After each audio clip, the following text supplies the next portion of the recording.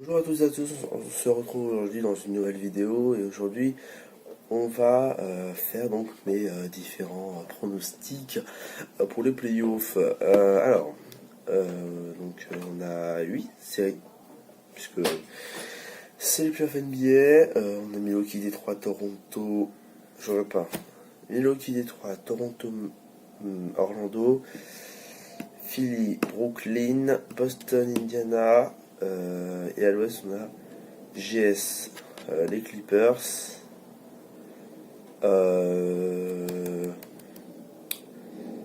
GS, les Clippers, Denver, San Antonio, Portland, OKC, Houston, Utah. Voilà, c'est ça. Donc je vais vous donner des pronostics un petit peu et je vais essayer de les justifier. Donc à la base je voulais faire des vidéos, une vidéo pour les séries, mais j'ai pas le temps. Et je sais que à l'heure où je tourne, on est dimanche, je sais qu'il y a déjà eu des matchs qui ont été joués. Sauf que j'avais déjà fait mes pronos avant, rapide sur les résultats quoi. J'ai pas mis les raisons de ça, donc je les ai pas changés. Je les ai laissés tels quels. Et de toute façon, il me semble pas qu'ils aient changé. Pour lui c'est bon. Pour lui c'est bon de toute façon. Pour lui, bah, de toute façon c'est bon. Et pour lui c'est bon. Donc c'est bon. On va pas non plus s'énerver. Ça change rien à mon prono personnel par contre. Donc on va commencer avec la série de l'Est. On va commencer par Milwaukee Détroit. Milwaukee avec pas mal de blessés, mais qui a quand même une bonne dynamique de fin de saison. Et puis c'est juste qu'il y a Giannis et tout, enfin c'est un truc de malade. Alors qu'en face Détroit, qu'ils ont Blake Griffin qui sera pas à 100%, il sera un peu esselé du coup. Hein. Quelles sont les autres équipes? Milwaukee très très forte du collectif, très bon coach, très bonne superstar. Middleton un peu régulier, pas mal de blessures comme je l'ai dit. Des petites récupérations au cours de la saison qui font plaisir. George Hill, Pogazol, Nikola Mirotic. C'est des choses qui aident beaucoup dans une équipe. Mirotic qui revient, je crois d'ailleurs. En face, on a Détroit qui retrouve les playoffs après 3 ans d'absence. Malheureusement, avec un Blake Griffin pas 100%, un peu galéré sur la fin de saison parce qu'ils sont reposés début avril. Et là, ils ont dû vraiment se donner à la fin. J'ai envie de dire, heureusement qu'ils avaient un Grizzlies New York. Parce que sinon, ça allait être compliqué. Charlotte aurait été en playoff, je pense. D'ailleurs, elle a un petit coup là. Là, on y va à fond. Voilà.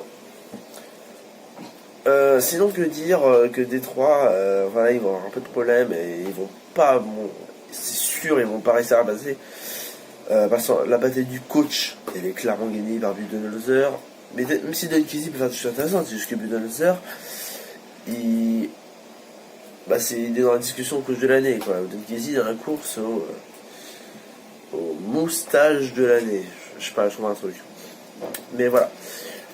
Ensuite, la meilleure superstar, bah, clairement, d'un côté, t'as une superstar qui est un peu fatiguée, tout ça, qui revient d'une blessure, d'une opération, je crois.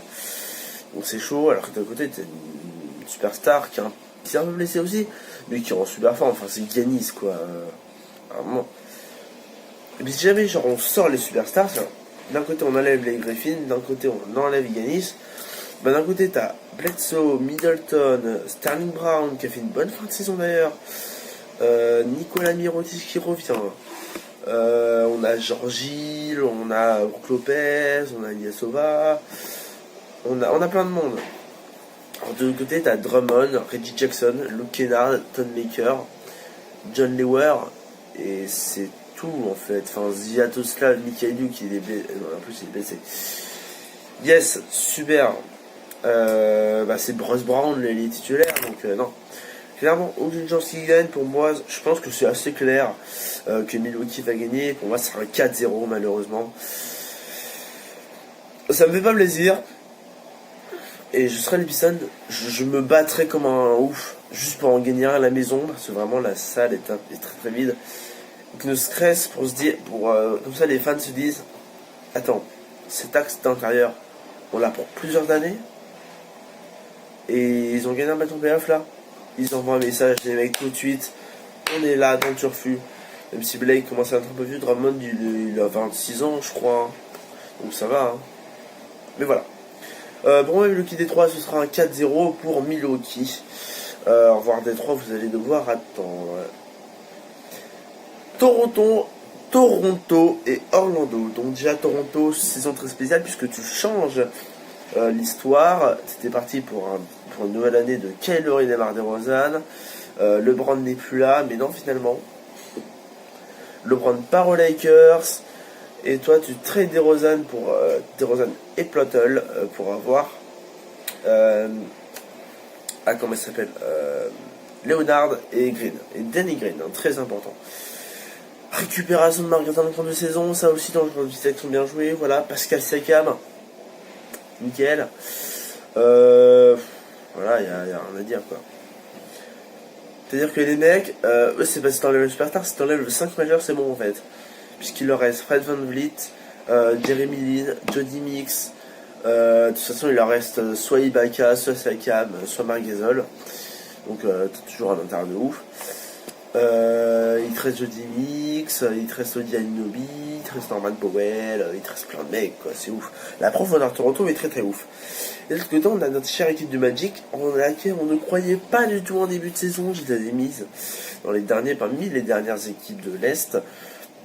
Évidemment, avec une explosion de Vucevic en 20 points, 13 rebonds, un truc de malade. Voilà, sinon. Evan Fournier est très bon, très très bon. Bon Aaron Gordon, très bon Terrence Ross. On n'en parle vraiment pas assez de Terrence Ross. Dans la course au 6e homme de l'année, Terrence Ross c'est un mec de malade. Il met 15 points, il sauve le Magic à plusieurs reprises, c'est un truc de malade. Donc voilà, donc moi à titre personnel, voilà, j'en parlerai plus. DJ Augustine très bon à la mer cette saison. Enfin, il fait son taf et tout. Enfin, il fait pas trop. Ça va, il fait pas trop, mais il fait assez. Donc au final, on est assez content de lui. Et puis 2-3 mails pour sortie de banc. Le trade de Jonathan Simmons en cours de saison. Ouais, j'ai baissé. Voilà, le trade de Jonathan Simmons en cours de saison qui était voilà, pour récupérer Markel Fultz, qui ne va pas être utilisé malheureusement cette année. Mais tant pis, on verra bien une autre fois. Le rookie là, Jonathan Isaac, qui a été un peu utilisé, qui a été bien utilisé par Clifford. On sent vraiment qu'il a envie de construire autour de Gordon et Isaac, et Bamba qui a été blessé d'ailleurs. Bon, malheureusement, ils n'ont ni la profondeur, ni le talent, ni le coach, même Nick Nurse est meilleur que Steve Clifford. Steve Clifford est très très bon, mais Nick Nurse, c'est un niveau... t'as Steve Clifford et t'as Nick Nurse. Donc voilà. Pour moi en tout cas, très très bonne saison d'Orlando. Et moi j'ai mis 4 à Toronto. 4 à Toronto. Allez, le Magic rentre. Voilà. En plus ils l'ont fait là, donc voilà. Le Magic en gagnant, donc c'était celui qu'ils ont joué. Hein, donc voilà. Pour moi ça va s'arrêter à 4-1. Et là il y aura un beau gentleman sweep. Voilà. J'espère que vous n'avez pas trop de choc Toronto. Je vous ai prévu une belle surprise. Philly Brooklyn, on passe à ça. Philly Brooklyn. Ah, ça va être tendu. Ça va être tendu pourquoi Ça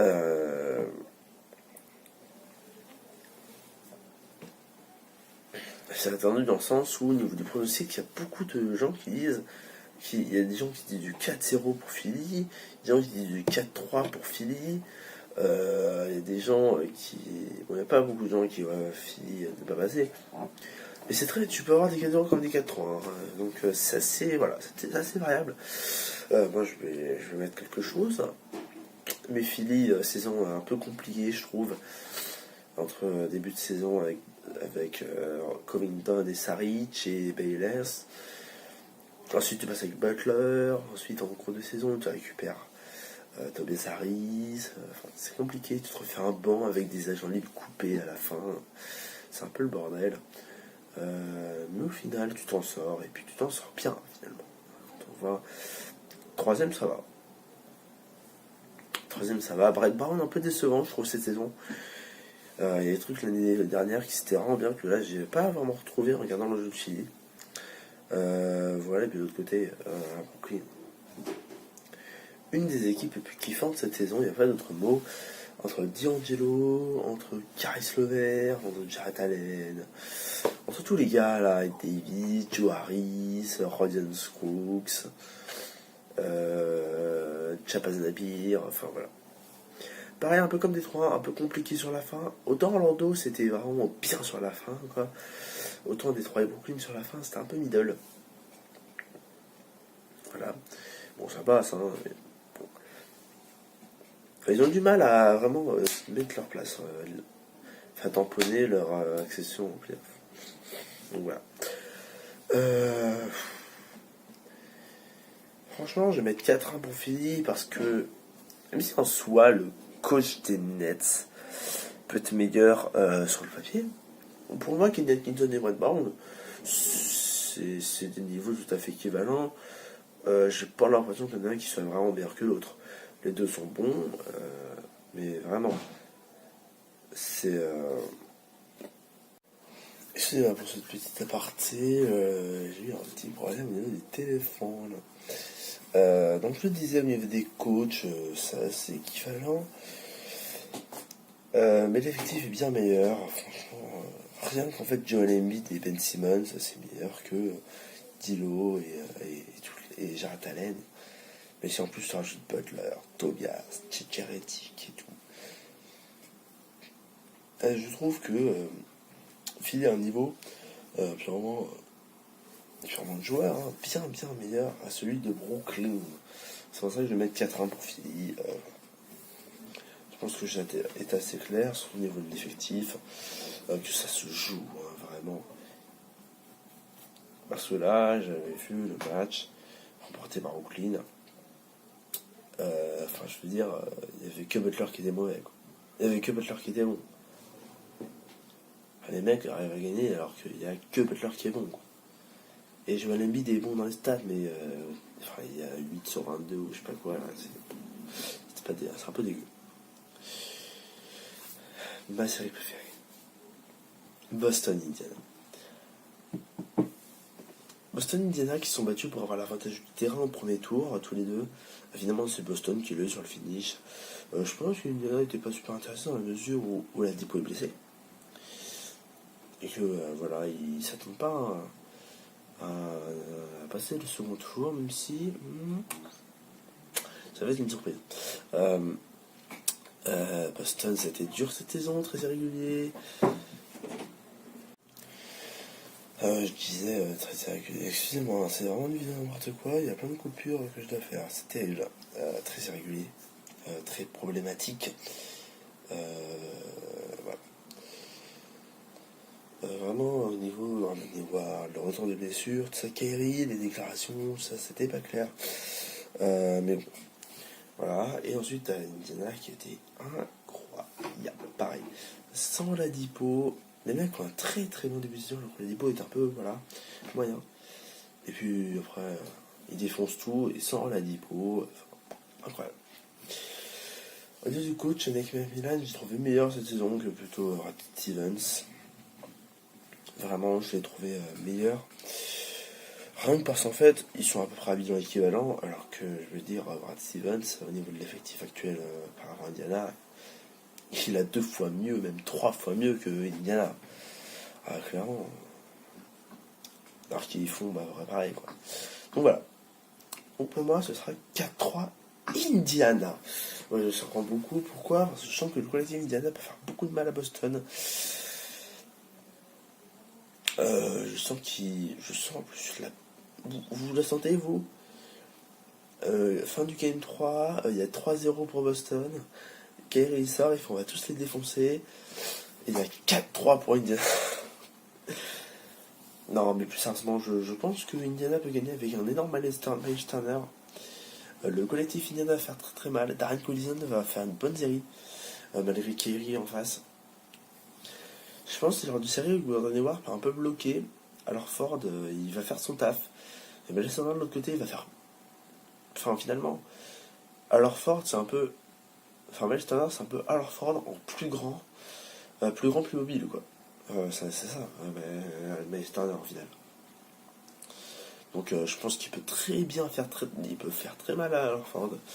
Et d'ailleurs, comme Daniel Tice et Aaron Baines, qui aiment bien se bastonner les deux, là, voilà, il peut faire très mal. Finalement, le poste 3 et 4, il n'y a pas tellement de gens super forts, mais si John Tatum peut vraiment se démarquer dans cette série, ce genre de série qui peut vraiment faire très mal. D'ailleurs, Marcus Smart est absent, hein. Aussi, on peut citer ça, qui va être très décisif, je pense. Parce que du coup, en Wes Matthews, dans Terry Evans, on a rien que les hommes peuvent pouvoir se faire plaisir. Parce que Kerry, c'est pas le roi des défenseurs. Terry Rozier, c'est bien, mais c'est pas non plus ça. Jalen Brown, et voilà. C'est régulier, donc voilà. Moi, je pense que vraiment le collectif Indiana va faire très très mal. Et que malheureusement, Boston ne va pas s'en remettre. Dédicace à Kerry qui disait en début de saison que personne ne pouvait les battre. Allez, yes. Quand ils vont se faire sweep au premier tour, ça va être génial. On va donc passer à l'ouest avec le Warriors Clippers. Warriors Clippers, c'est vrai que qui n'a pas trop de surprise malheureusement. Les Clippers très bonne saison. Pourquoi je dis très bonne saison? Pour moi, c'est la belle saison c'est la plus belle équipe de la saison. Parce que les mecs en début de saison on dit manque de talent et ils vont pas y arriver, ils vont être au fond du trou, mais il peut y avoir une reconstruction intéressante. Ils font quoi? Ils gagnent. Ils ont un course en playoff. Ils font quoi la trade deadline? Ils traitent Tobias Harris, Boban Marjanovic. Et là on se dit ouais, bah en fait ils veulent tanker et tout, c'est un peu tard pour tanker et tout. Donc voilà. Ils font quoi les mecs? Ils tankent pas, ils gagnent. Doc Rivers, excellente saison. À un moment j'ai vu en fin de saison, il était 5ème. C'était devant le Thunder. Non, attendez, c'était devant le Thunder. Voilà. Non, franchement, très lourd cette saison. Bravo Doc Rivers, bravo tous les gars des Clippers. Malheureusement, vous êtes tombé sur un os qui s'appelle Warriors. Alors déjà que rien que Curry Thompson c'est chiant, mais alors Curry Thompson Durant c'est très chiant, Curry Thompson Draymond Green c'est extrêmement chiant, mais alors Curry Thompson Durant Draymond Green et des Marcus Cousins avec Iguodala et Bogut en sortiment, t'oublies, voilà. Ça sera un 4-0 pour GS, je pense que c'est clair. Au niveau du coaching, Steve Kerr est meilleur, on le sait, hein. D'expérience en fait, on le sait. Mais si, je trouvais la saison, en termes de coaching cette saison, en termes de victoire, en termes d'un groupe loin, Doc Rivers c'était meilleur cette saison que Steve Kerr, parce que, en fait, le truc c'est que, genre Steve Kerr avait emmené cette équipe en playoff, mais genre s'ils allaient pas en playoff, genre il y avait 0,0000000000001% de chance. Et encore, je suis sympa. J'ai raccourci, hein. Pour qu'il n'aille pas en playoff. Alors, Doc Rivers, on ne s'attendait pas du tout. En plus, les mecs. Enfin, il y a un, c'est incroyable. Saison incroyable des Clippers. Malheureusement, en termes d'effectifs, de coaching et tout. Même si, alors, si on peut donner un point positif aux Clippers, c'est qu'ils ont un meilleur banc. C'est clair, parce que le banc des Warriors, il est. Iguodala, Andrew Bogut, Quinn Cook, Kevin Looney, Alfonso McKenzie, je crois. Enfin, ouais, je sais qui ce gars. Qui s'y veut. Il devrait rester Damian Jones aussi. Enfin, il n'y a personne. Sean Livingston, il est peut-être blessé, lui, par contre. Lui, il est blessé, Sean Livingston. D'ailleurs, qui prend sa retraite, je crois. Je crois que j'avais vu un peu du genre. Bref, c'est encore autre chose. Donc voilà. Magnifique. Elle est, mais malheureusement, 4-0 des Clips. 4-0 pour les Warriors. Denver San Antonio, qu'est-ce qu'on peut dire sur cette belle série? C'est une série assez serrée. D'un côté, on a les expérimentés, et ils nous ont fait peur en début de saison Spurs, et les jeunes Nuggets. Parce qu'au final, les Nuggets, il n'y a que 2 joueurs qui ont de l'expérience en playoff, je crois. Millsap et Plumlee. Bah, Millsap, c'est sûr, et peut-être que Plumlee a fait des playoffs avec les Blazers en 2016. Si, en 2016, ils font les playoffs, les Blazers. Avec McCollum et MIP et tout. Donc voilà.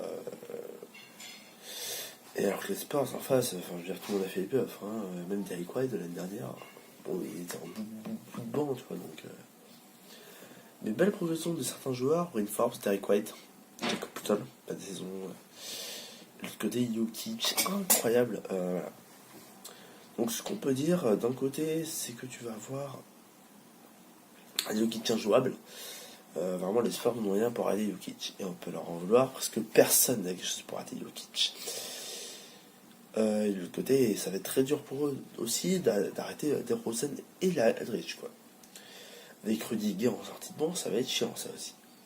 Donc voilà, donc on verra bien un petit peu.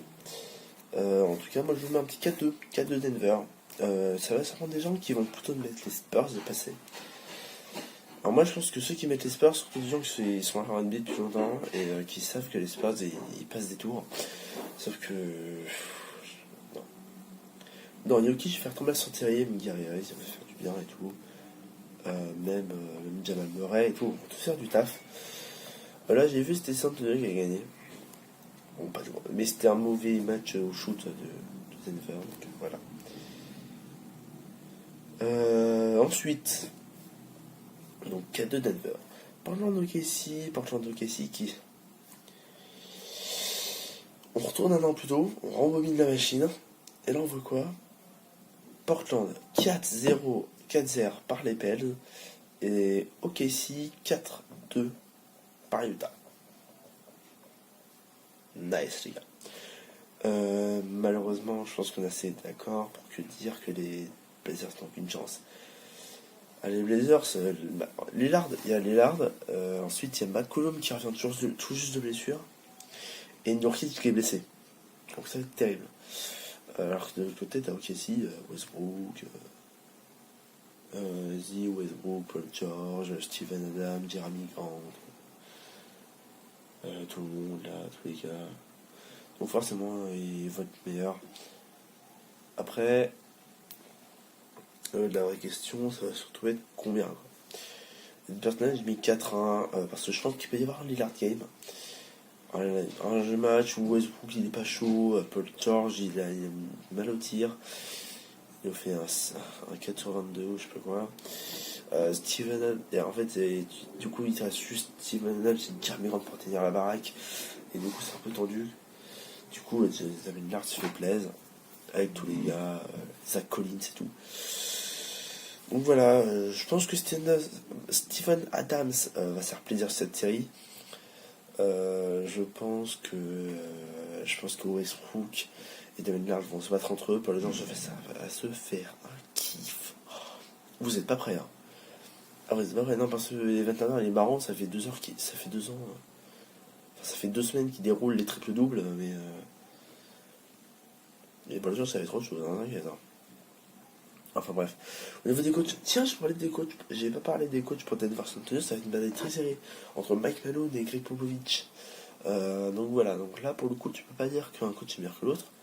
Enfin, historiquement, c'est Popovich. Et cette saison, celui qui fait le mieux, bah, c'est clairement Malone. Hein, donc voilà. Et pour Portland OKC, Billy Donovan fait un très bon début de saison et ça s'est un peu calmé sur la fin. Et je trouve que Terry Stotts c'est un peu pareil. Très bon début de saison, et ça s'est un peu calmé sur la fin. Donc voilà, mais voilà, c'est ça. Ils sont quand même en train de faire des choses correctes. Hein. Je dis pas le contraire, c'est intéressant. Donc voilà, donc pour moi, Portland va perdre 4-1 face à OKC. Donc voilà. Est-ce que j'ai autre chose à dire? Non. Après, c'est un facteur qui peut peut-être faire augmenter un petit peu le résultat pour faire un cadeau ou un 4-3. C'est McCollum, c'est vraiment un facteur intéressant. Et même les Alfaro Camino et Van Turner, ces trois-là, ils vont être décisifs. Vraiment. Et oui, le saviez-vous, Jack Lehman et Merzona n'ont pas être décisifs. Non, effectivement, c'est étonnant. Bon, et ben on fait la dernière série, hein, Houston-Utah. Houston-Utah, qu'est-ce qu'on peut en dire? Deux équipes qui sont un peu similaires au niveau de la saison.